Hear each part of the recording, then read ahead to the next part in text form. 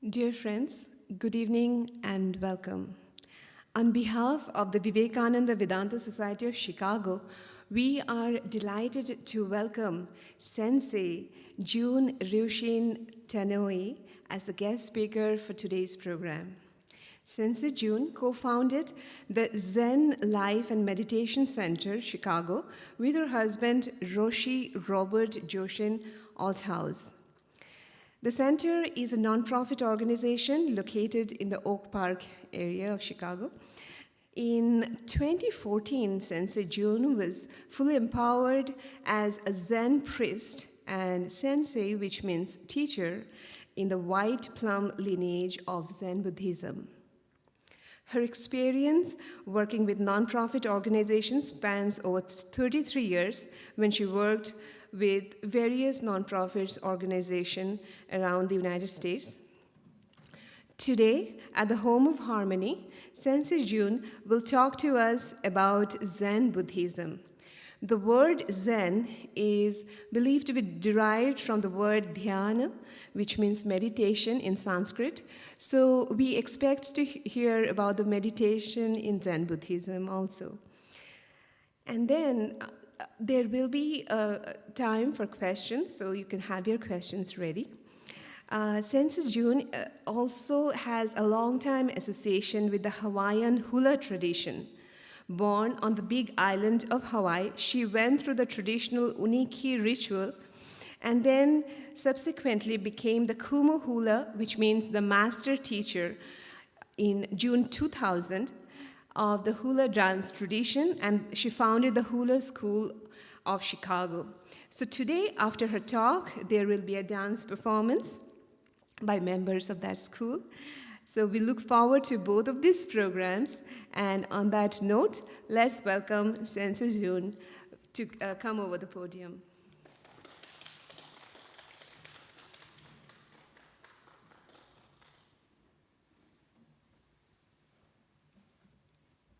Good afternoon, everybody. Nice to see you here.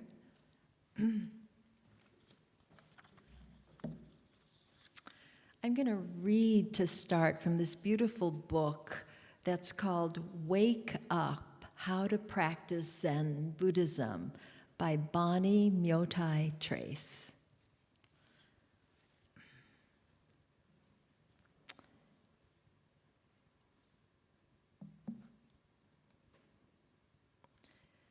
To study Zen is to stop running.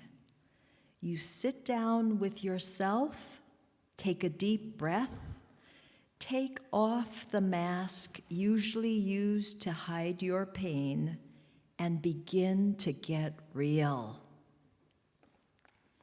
You begin to devote yourself to waking up from what can only be called the trance of habit.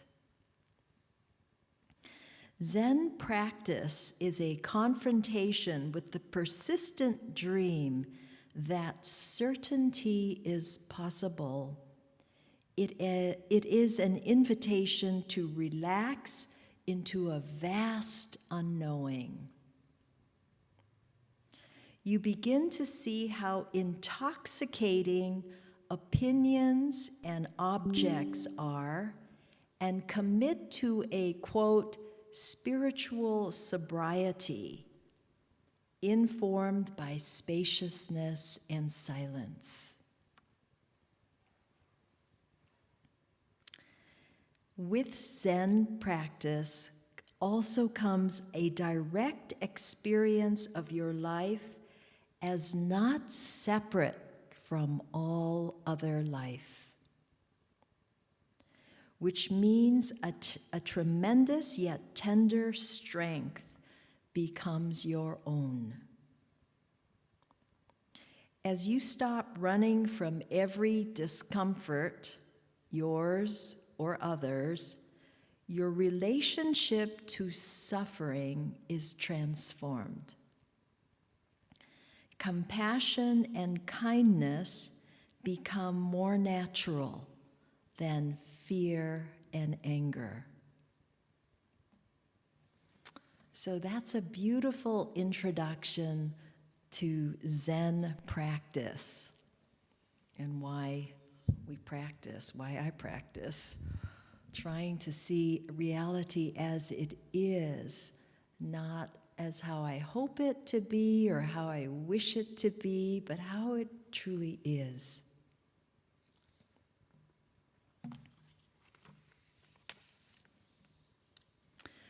And the word Zen today means a lot of things, but one of the main things it means is chill out, right? Let's get Zen. But as a tradition, Zen is very interesting because it doesn't rely on words or letters. And from the beginning, Zen is very interested in getting through to truth and not getting waylaid by mere descriptions or names for that truth. In other words, using the intellect, yes, but not just staying in the intellect, right? It's the whole body experience to your life as it is.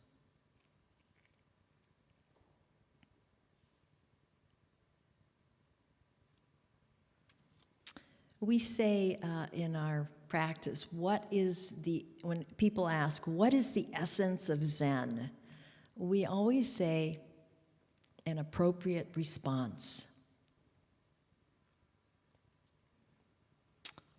So seeing reality as it is not so easy because we have so many habitual thought patterns.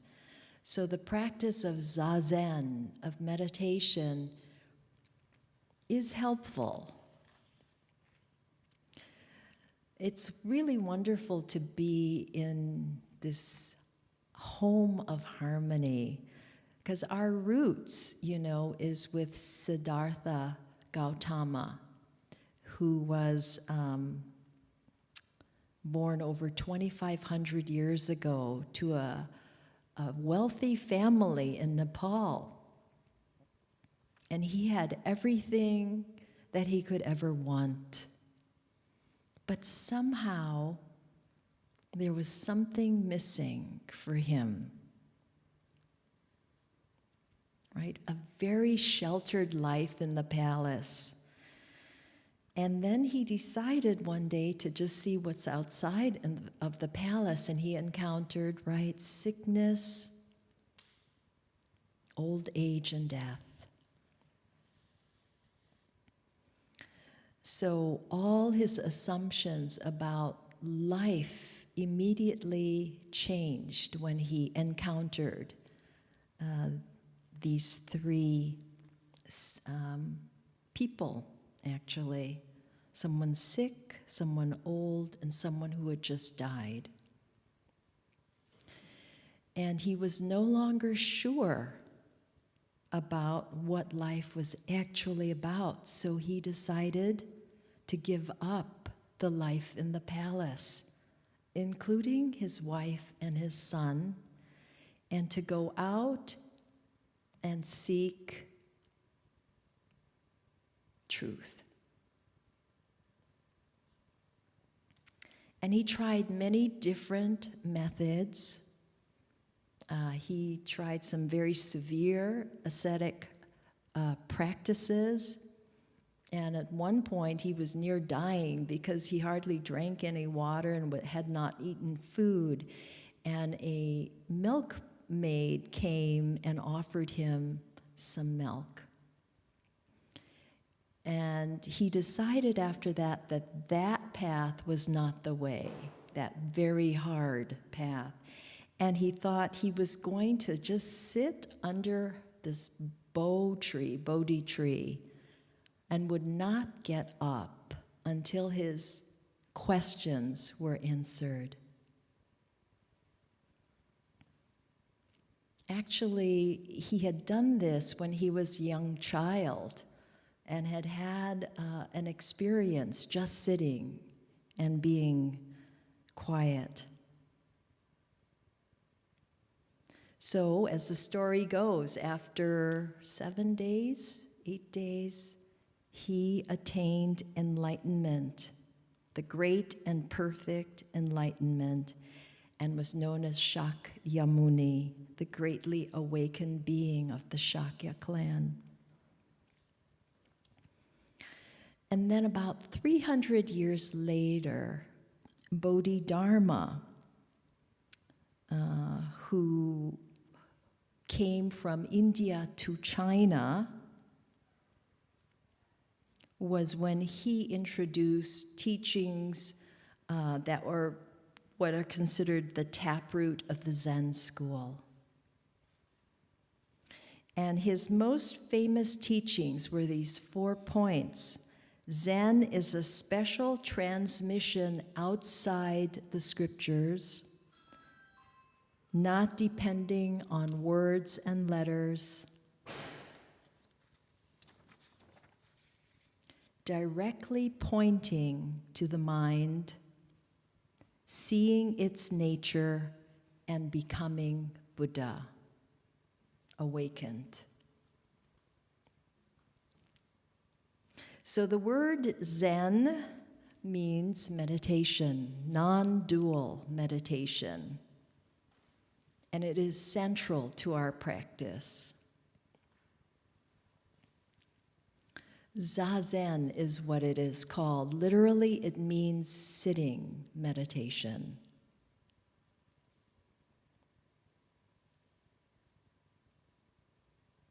Becoming still, concentrating body, breath, and mind. And in another sense, Zazen is also a direct and clear expression of the practitioner's already awakened, undivided nature. So we say, you don't sit to become enlightened. You are already enlightened, and that's why you sit.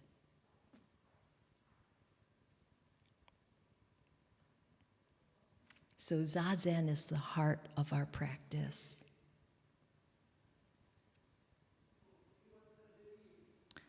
Dogen, who in the 1200 to 1268 or so, when he lived, he was the founder of the Soto Zen Buddhist school. He said to study the Buddha way is to study the self. To study the self is to forget the self. And to forget the self is to be awakened by the 10,000 things, the myriad joys and sorrows of this embodied human life, and to recognize that oneself and all things are one.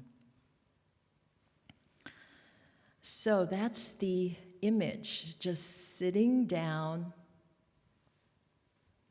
closing the mouth, and being still. That is our practice.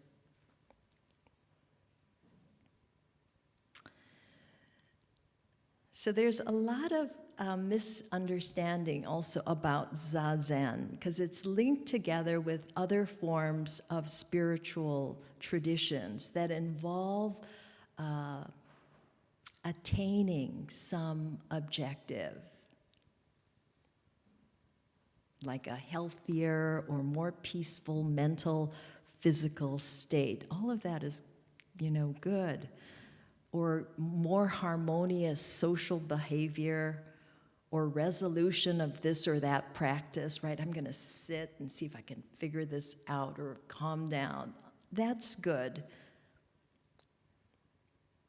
But Zazen is a little bit different than that.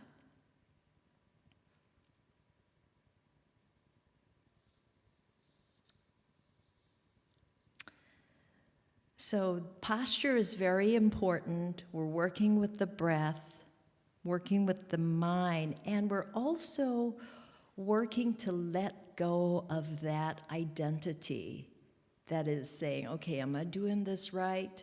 We're trying to let go of that self.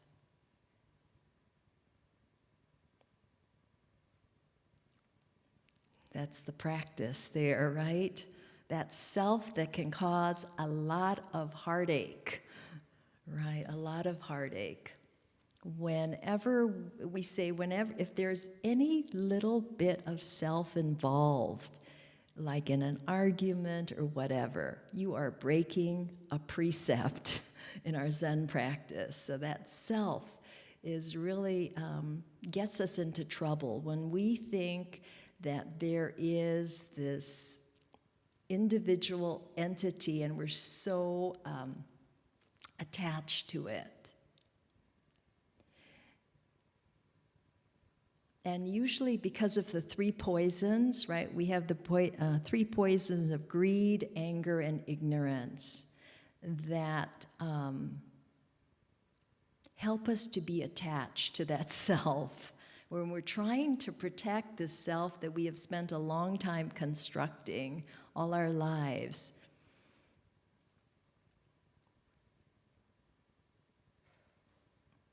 that is a difficult thing. But that's the practice here, to see that we are totally interconnected with everything. There is also in Zen practice what we call, or Zen teachings about the absolute and the relative. The absolute is, you could call it nirvana, in that the absolute is, there's no wrong or no right there. And it can be very nice to be there, and people can get stuck there. In the relative world, that's the world we live in, where we have, where it's important to be skillful in this relative world. In the absolute world, it includes skillfulness, it includes unskillfulness as well.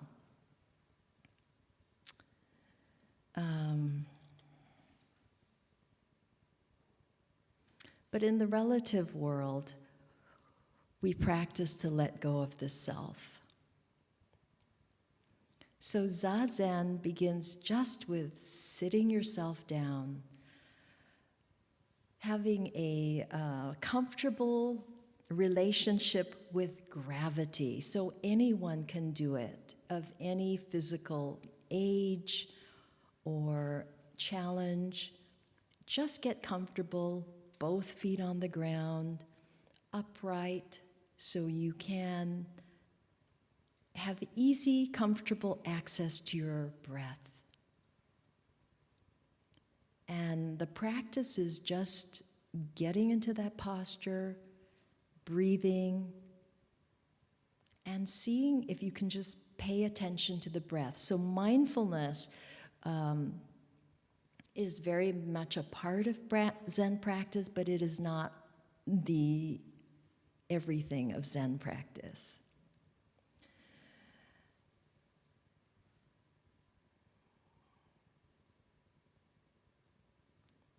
So we define mindfulness, we teach it at our center. Mindfulness is being an intentional awareness that is embodied and without judgment. So all of those three areas are great areas to practice. Just to be intentional when you sit. You say to yourself, I'm going to sit for 10 minutes, and you follow through. That's your intention. And then embodied. So a lot of us are very much in our heads, and it's really actually hard to be embodied, especially if we are upset, because there's some strong emotions that arise. So the practice is actually just sitting and bearing witness to whatever arises.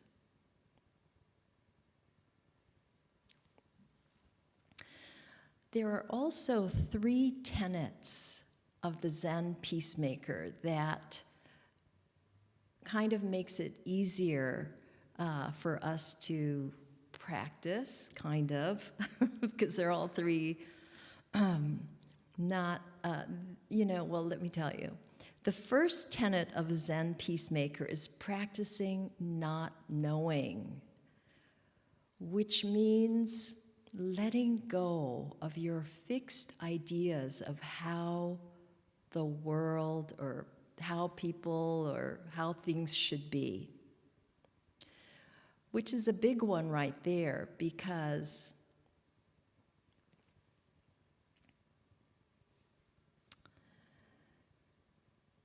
we have very strong habits of what we consider to be right and wrong. And definitely, there are certain, we have precepts in Zen practice as well, like not killing, not lying, not stealing. But I think this is clearer in interpersonal relationships. When you maybe have an argument with someone and you imagine that this person thinks a certain way, is a certain way, so that story helps you stay in your position of wanting to be right. But if we can actually open up and see that we don't really know where this person is coming from, why this person acted the way they did, if we can really open and let go of that knowing, then we'll have a better chance of having a skillful conversation.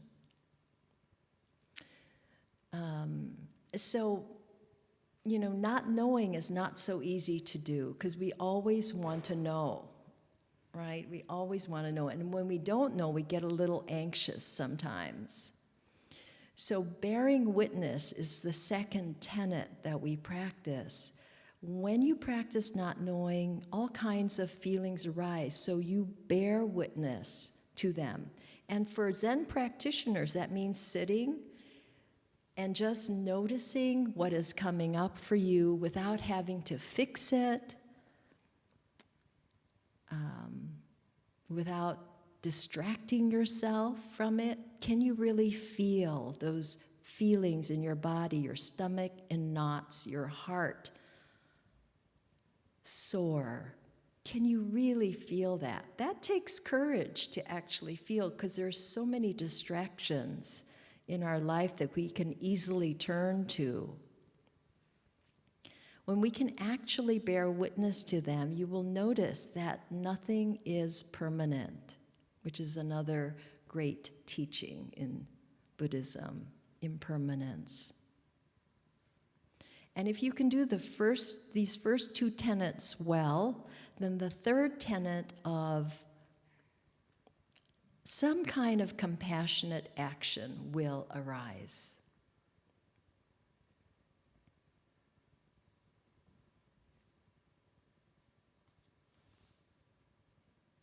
Or we hope it does. The practice is really, it can be tricky. No one's perfect here, and so it may not arise that first time. But so we practice some more, okay. So to be open is to be teachable, too, because if you know, are you going to be teachable? Yeah.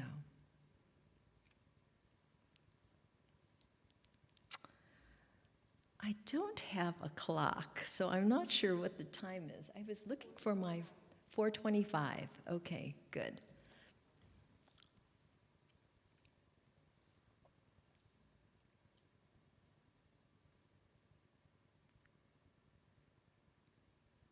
So Zen is about sitting down and stop running away. You want to get real with your life, with yourself. What's up here? What's up? Can you accept yourself for how you are? All right, maybe we need a little improvement, but basically, we are good. That's our practice. We know there's something worthy there.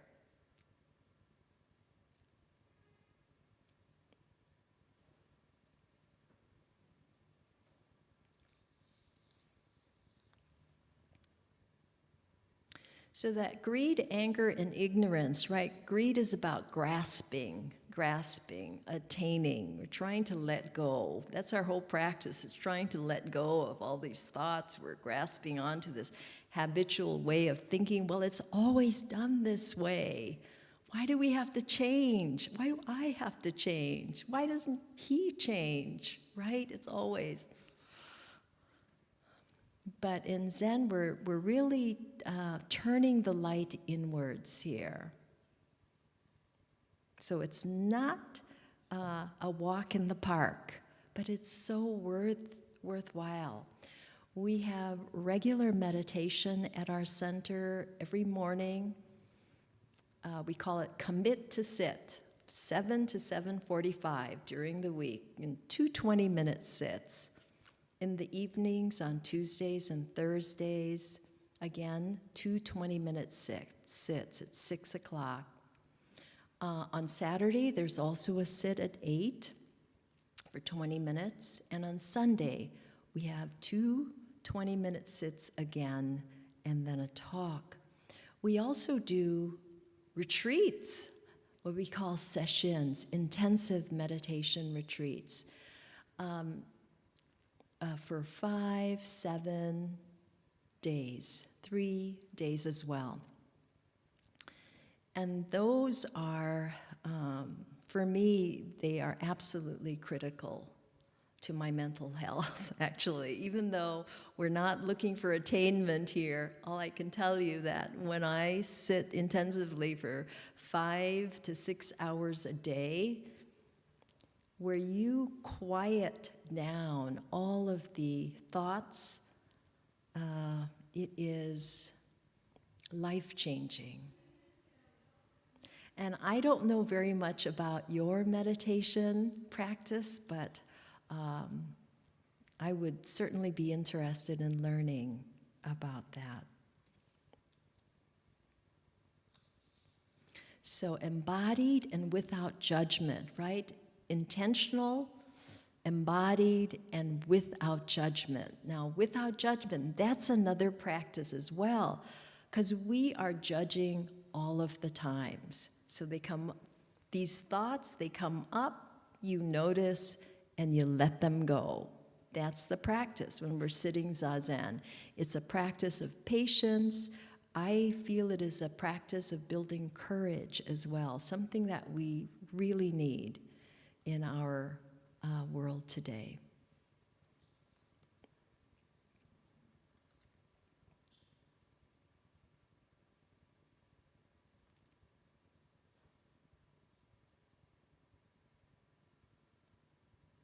So I think I'd be happy to take questions. That will help me to kind of know what more to say about Zen meditation.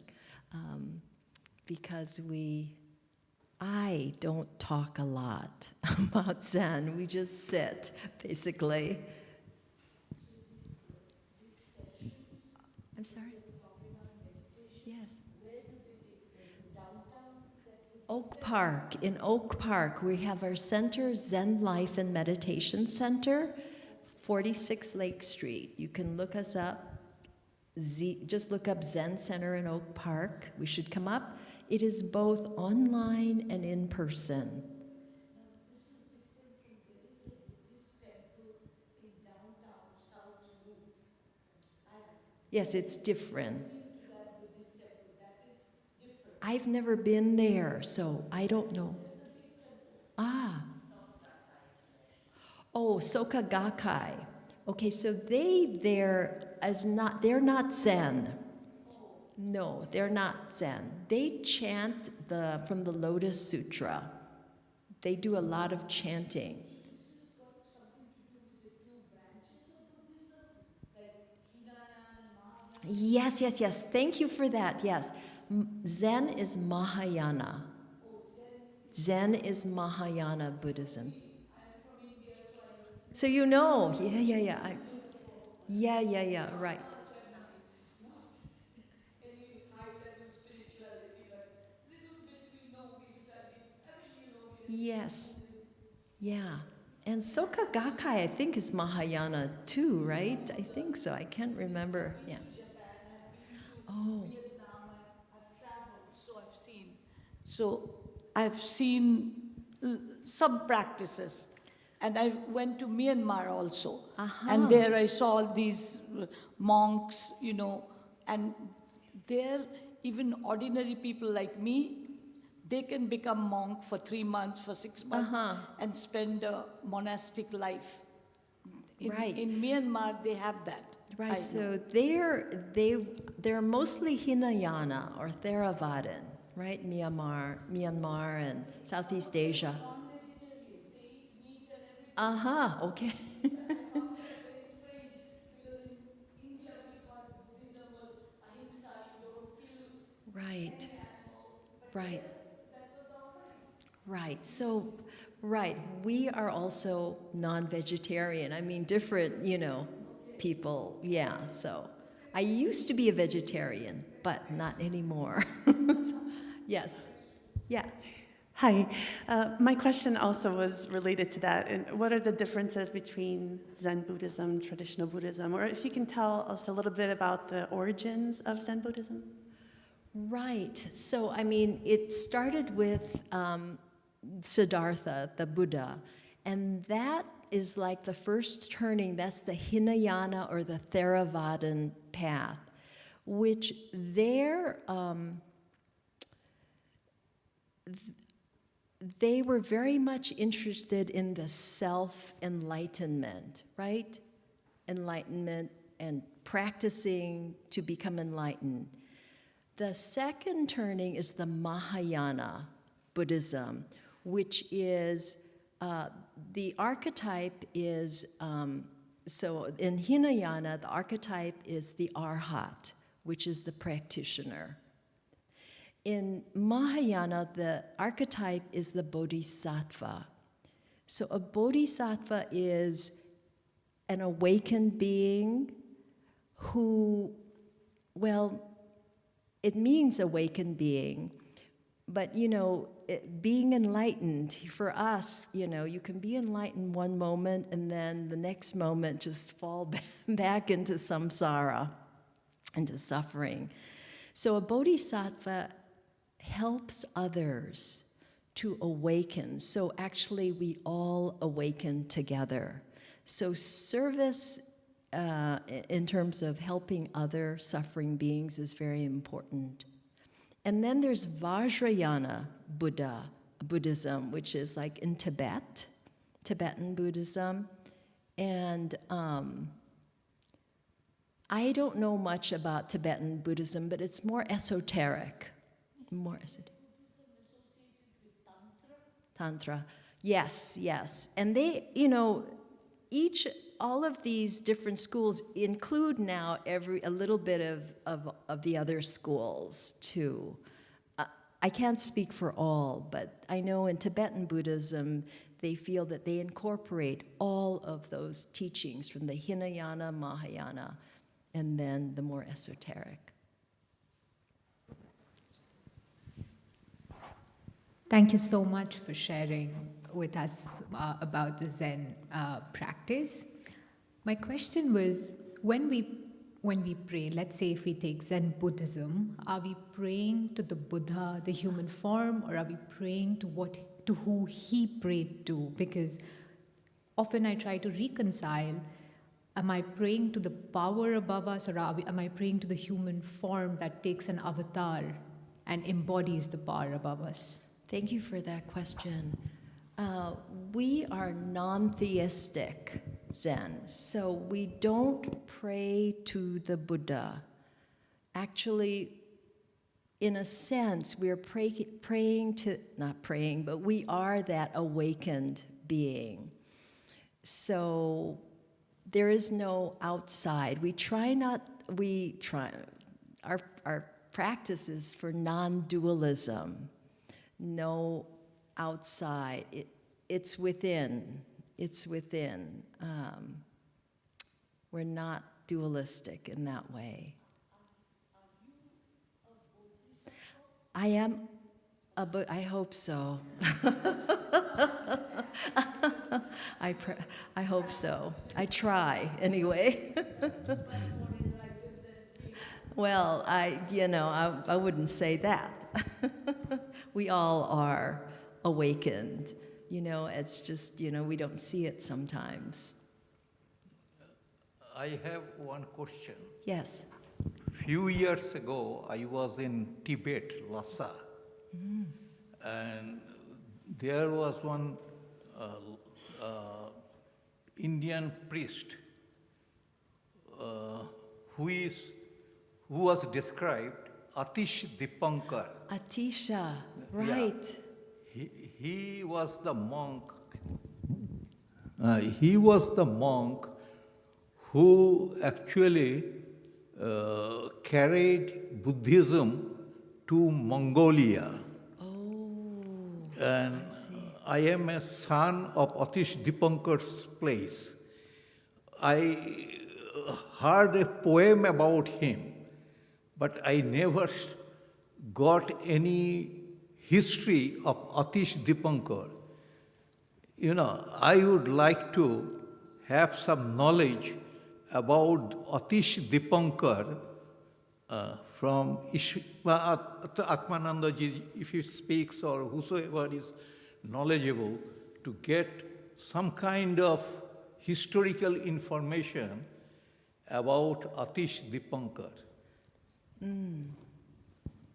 I know Anna Atisha, I don't know if it's the same one, who wrote in Tibet the Lojong trainings, the Lojong teachings on compassion that are beautiful, some slogans about practicing compassion in life.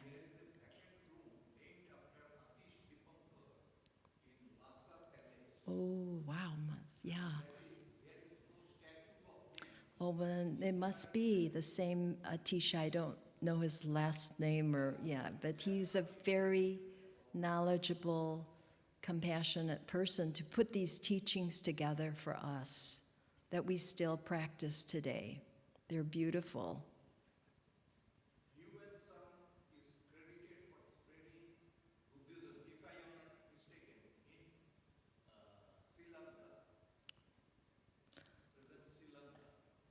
The same credit goes to Atish Dipankar for spreading Buddhism in Mongolia. That is what I was told in Tibet Palace, I wanted to know how far my knowledge is correct or not.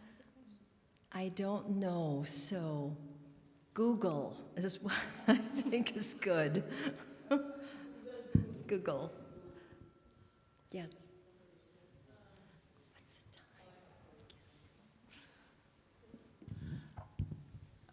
So I've done a little bit of research about Zen, and I just a lot of, all around it. So from what I had first interpreted Zazen to be was just sitting and trying to not have thought.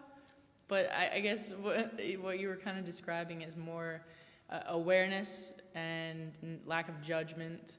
And I guess what I'm asking is, like, what is there? Are you trying to with Zazen? Is there like a goal or like an endpoint, or is it more about like an object to it, or are you trying to, I guess, prepare yourself for a more mindful living? Or is it more about like in the act, like the practice of it, and that's just good for it in that moment? So Zazen just means to sit still, basically. And in Zen, we don't like to have goals like that because it gets in the way. Like if you think, oh, all right, boy, my brain is just so busy, I am having a bad meditation. No, that's just your meditation. It's not good or bad. You're just putting a judgment on it. So you have to work on letting go of judgment. And, just sitting still is, it's simple, but because of our brain always going, which we use our brain a lot, so it's natural that, when we sit still, that's what it does, it thinks. So we're can we just be with the brain, not judge what's going on, but using some gentle attention to bring your attention back to your breath or your body, right? And just let go of the thoughts. And you may have to come back, many, many times to your breath. There's a way to actually count the breath too. And then there's a way of just sitting. We call it shikantaza, is just sitting like a mountain. You are the mountain. So the idea of having goals, the main goal is just sit yourself down, basically. If you can do that, that's like 90%, 99%, then you're, just working with the brain. Okay, there it is again. Okay. Can you have loving kindness with yourself? Okay, instead of like, there's so many emotions that can go through, but can you just, okay, this is what's happening. Okay, I'm going to come back to breathing. I'm going to come back to just sitting. Okay, there it is again. Okay, just, that's the practice. And then you're doing this, right? Because it's a kind thing to do to yourself, actually, to pause in this busy, busy world. What a kind and beautiful thing it is to just sit still, although, it's getting harder with so many juicy distractions, right? But it's so important to just be still. And then see what arises from that stillness. A beautiful compassion is there. It is there. That's who we are. And then, we can be of service. We can be bodhisattvas in the world in some way that is skillful, that is really helpful. Thank you. Oh, hi. So I'm new to non-dualism, but it's very interesting, and I've had some interesting experiences.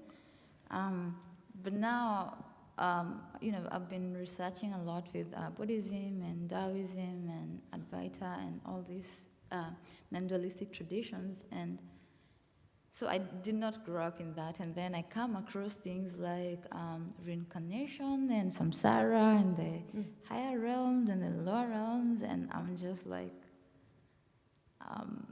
could you maybe explain more about that, especially like reincarnation or rebirth and stuff like that? So in Zen, we just, we don't know really for sure. We don't know. So I don't comment on that because I don't know about reincarnation, but I know Tibetans believe in reincarnation, very much so, yeah. So samsara, you mentioned samsara, that's the world of suffering that we are in, and it just is what it is, right? We're all gonna get old, we're all gonna get upset with somebody or ourselves, right? And so how do we work with that skillfully? Sitting down and being non-judgmental about it is actually a great balm and antidote for that. But it's a discipline. It is a discipline. So Zen doesn't have any beliefs of like after death? Right. We don't have, that's kind of, it's how do we live our life and appreciate our life now? How can we live skillfully in this life and be of service? Thank you so much, Sensei June. Do you think this is a good segue to move to the next segment? Yes, yes. So I am also a Hula, Hawaiian dance practitioner and teacher. And so we're very excited about sharing some hulas with you.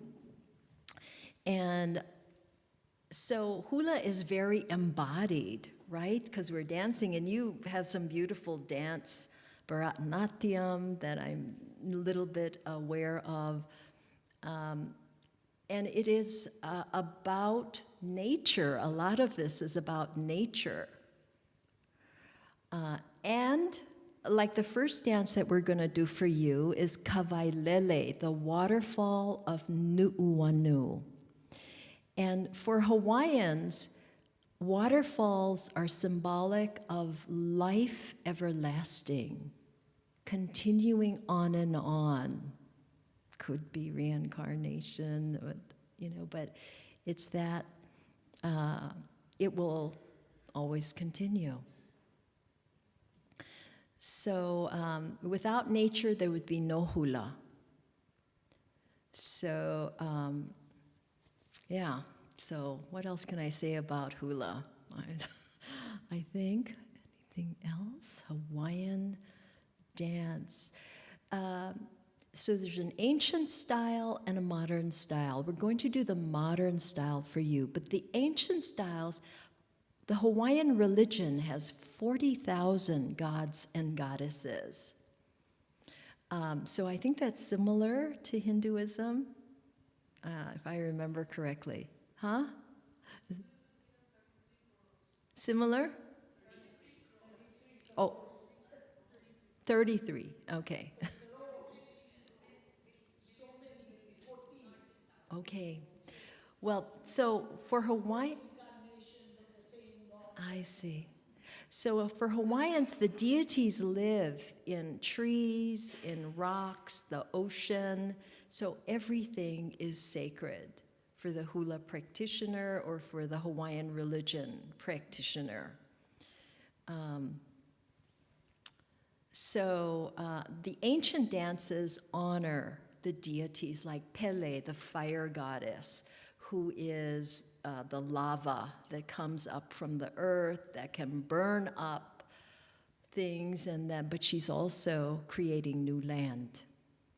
And then her baby sister, who has to do with healing the land and making the green things to grow. So we're honoring life, we're honoring death, we're honoring nature in the ancient style especially. And the modern style, you see we're going to offer 3 songs for you. And maybe we should just begin because my descriptions can get a little long.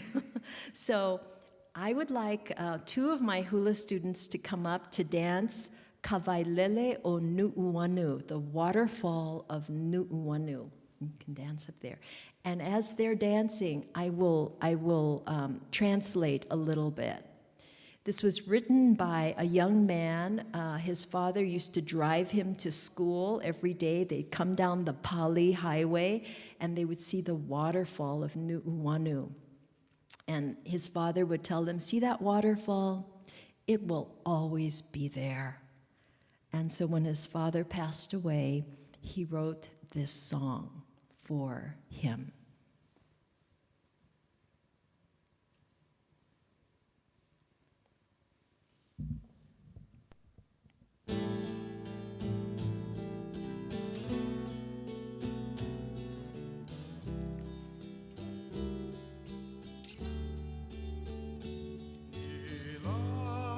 There at the cliff, you can see the waterfall of Nu'uanu.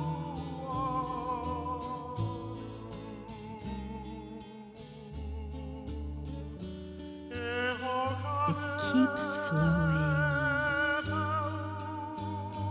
never ending.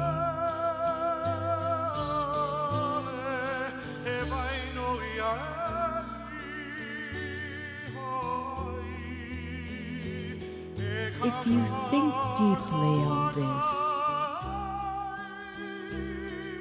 you'll understand that it keeps flowing.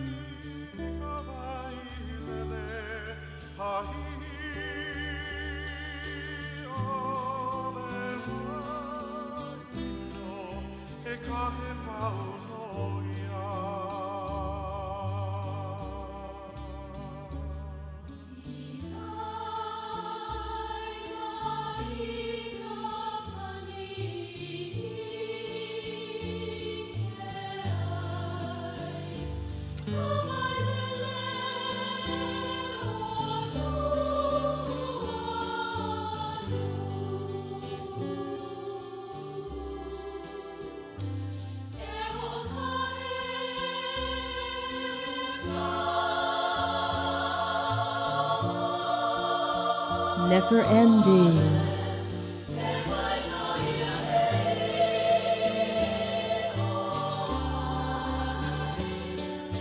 If you think deeply on this, you'll understand.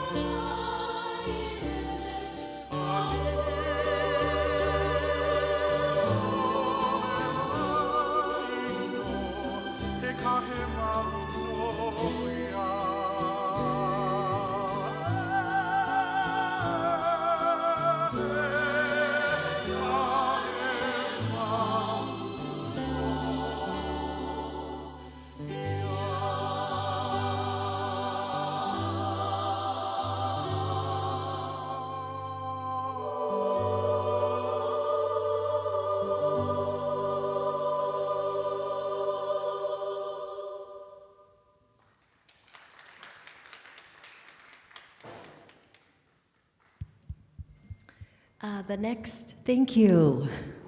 The next dance I will do is actually in English. It was written by a young woman, Hawaiian woman, Havane Rios. It's called Make Strong, and it was written when, about 10 years ago now, 5 nations were trying to build a huge telescope on the mountain, on Mauna Kea.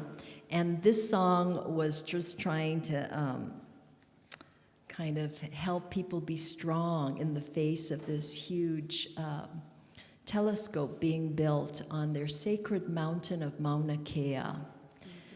So a lot of Hawaiians, not all, said, you know, there are already 12 telescopes on this mountain. We do not need one more, and it is so big, 31 meters. So, and in the middle, or toward the end, there's a Hawaiian chant, so you'll hear the Hawaiian language, and it is a kind of a prayer for strength, for the sacred earth energy arising, and to be respectful.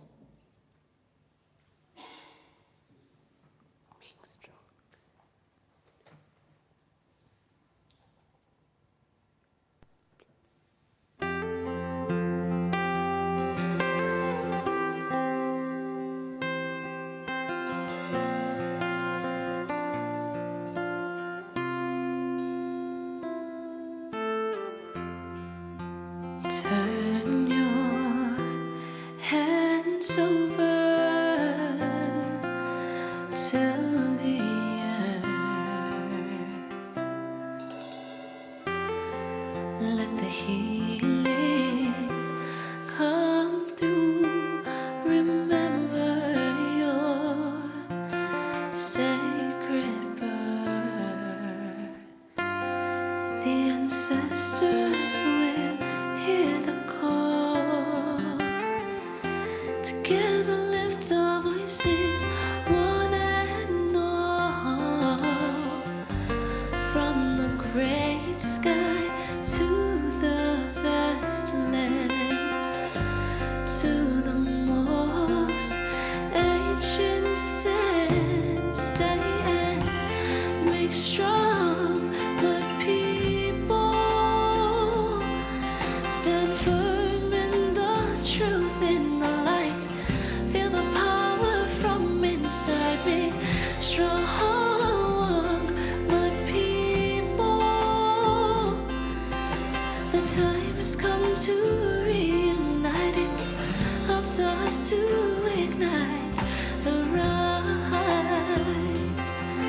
the right, the right.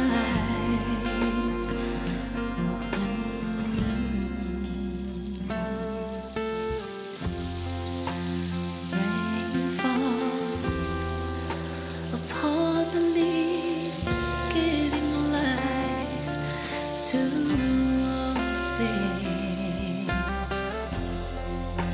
honor the cycle of the native, have gratitude for all divine beings. The ancestors will hear the call. Together lift our voices, one and all.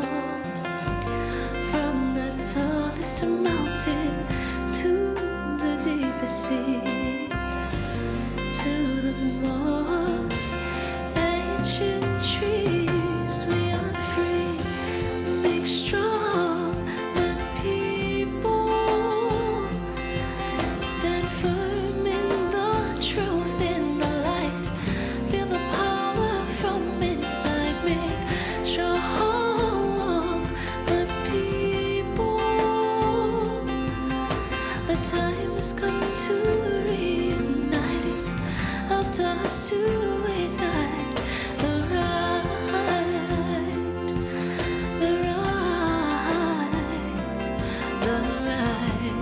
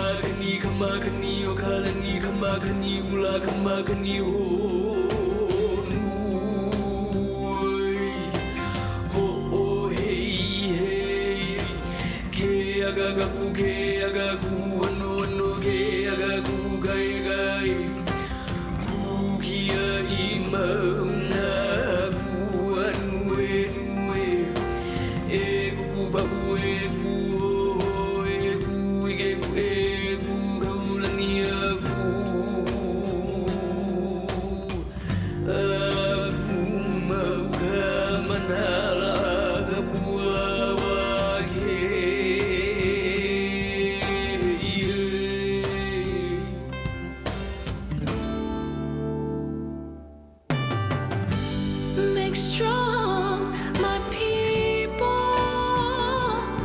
Stand firm in the truth, in the light. Feel the power from inside. Make strong my people.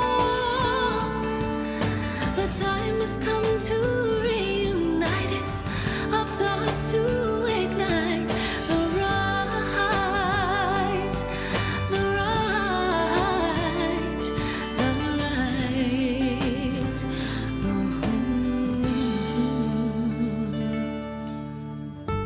Make strong my people.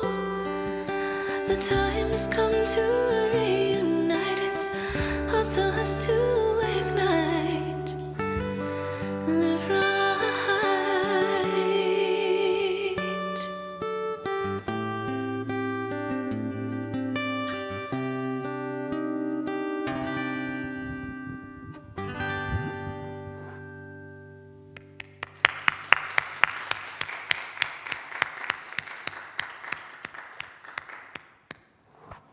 All right, and the final dance we're going to do for you is Ku Kani Loko.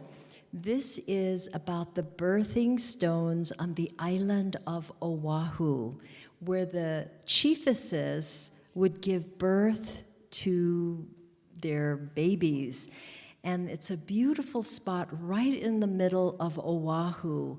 And they've got these huge rocks that the women would lie on or sit when they're giving birth. And it is said that the rocks would absorb the pains of childbirth. Ku Kani Loko also means to anchor the cry within. So that certainly is the image for this childbirth. But it can also mean, for me, you know, when heavy emotions might arise, we anchor the cry within meditation, but we bear witness to it versus distracting ourselves. Bear witness so that it can transform into a wisdom. So let's do Kukani Loko. So there are images of birth. They used to use bamboo to cut the umbilical cord, these huge drums, which are also the voice of the ancestors, that would announce the birth, and then the hawks that would come, which are the kinolau, or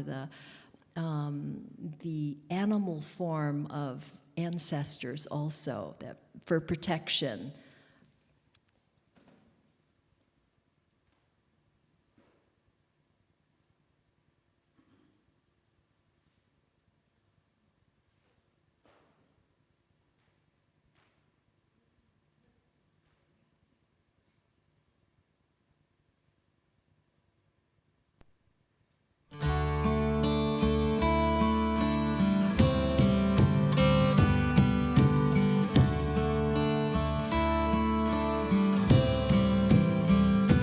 Ia I Honolulu ku upohaku, no ka kuhi hewa ko uhaku ia.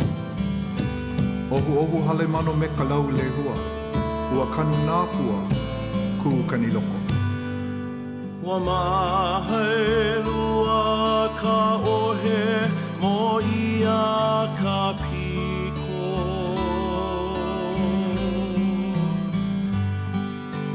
Kani nā pahu e lua walo I ke kula.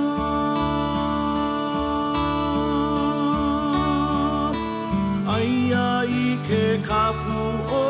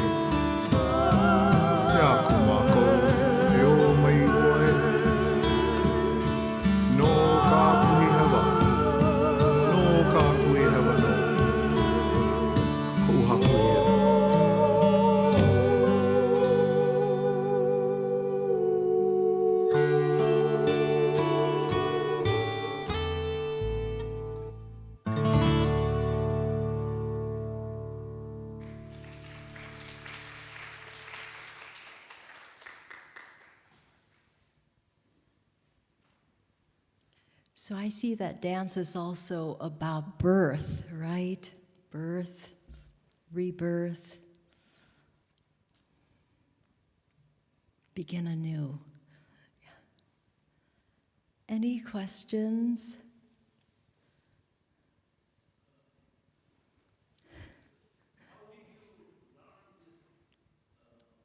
This dance? In Hawaii, I had a teacher in Hawaii. Yes, I studied with my teacher for 12 years.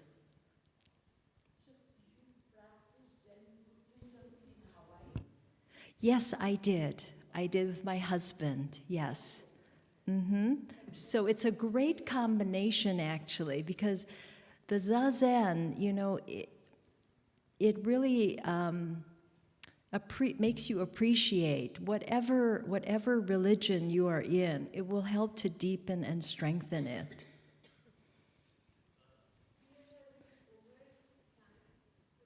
Thank you so much. And our Swami, Revered Swami Ishatmanandaji will now greet you.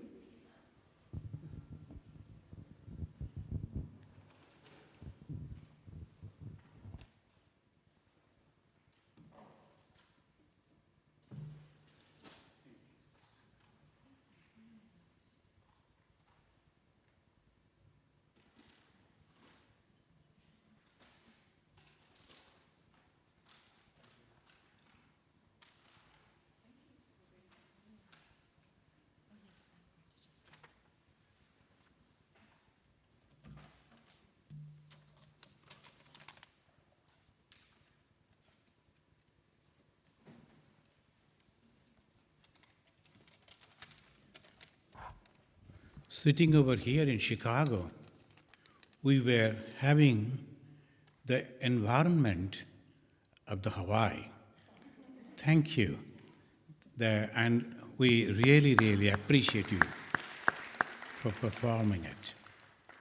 And this Zen, the word comes from the Japanese, or meditation.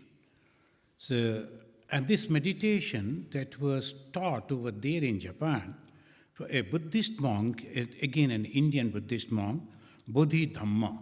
So he went over there and taught it.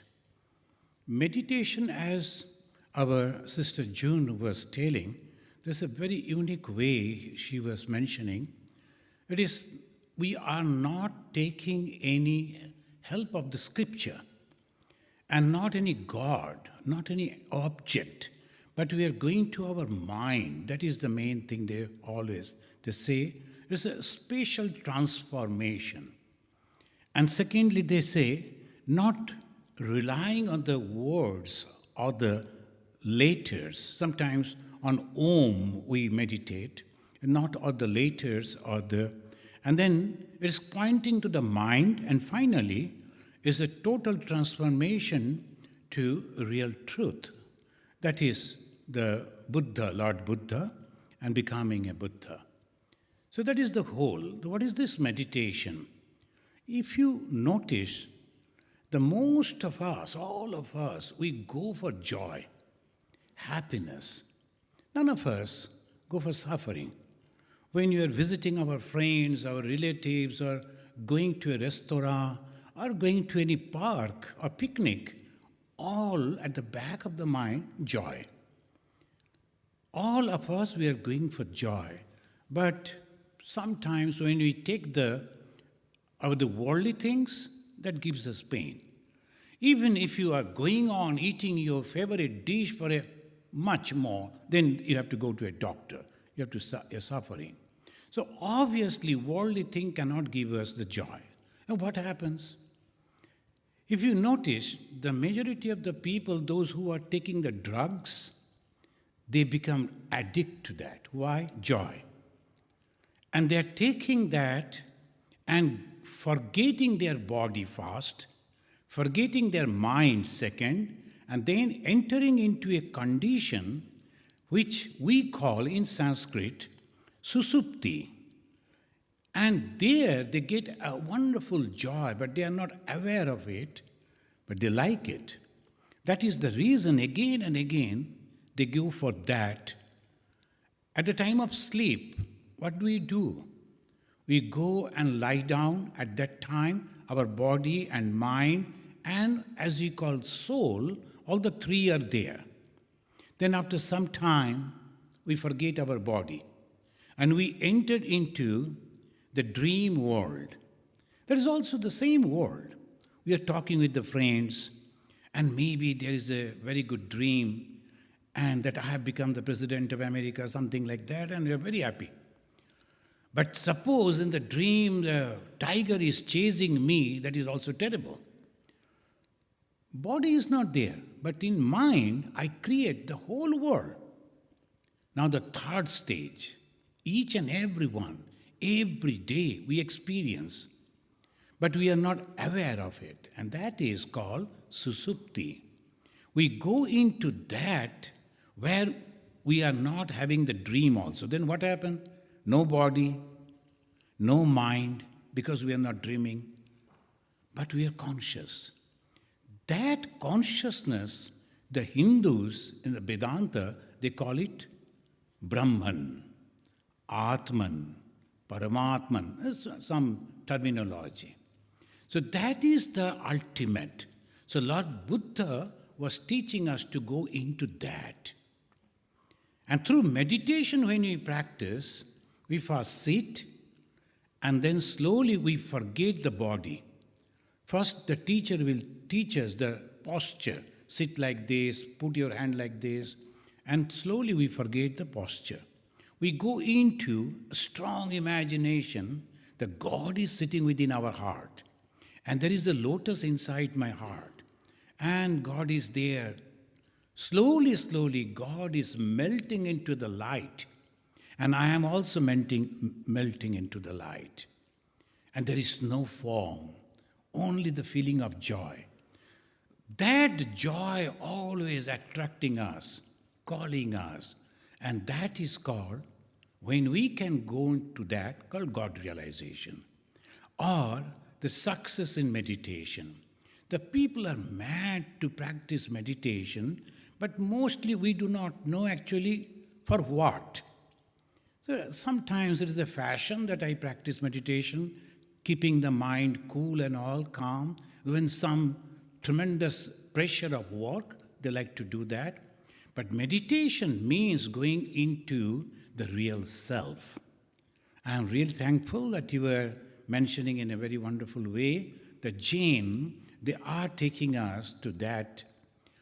So if you look at this, the statue of Bhagavan Sri Ramakrishna, we are the follower of Bhagavan Sri Ramakrishna, and he is holding two hands in a very too peculiar way, if you have noticed that.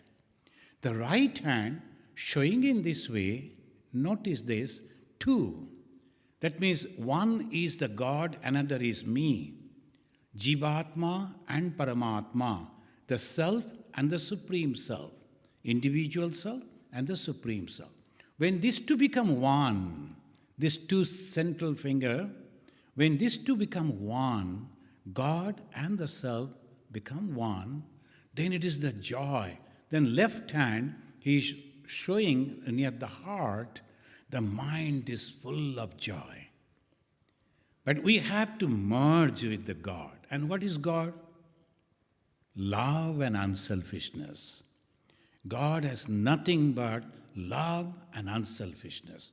It is pure love that embraces everyone, and it is unselfishness. The moment we can become like that, the tremendous joy will come, unbearable joy.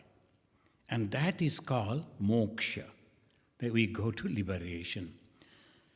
Thank you, and thank you for coming over here. The friends, tomorrow we will be having a fall banquet, and I will be inviting you, whoever possible, and sister, if you can, please come, both of you, if you are there. So it is in Asiana. We can give you some details. If you are free, from 11 to 2.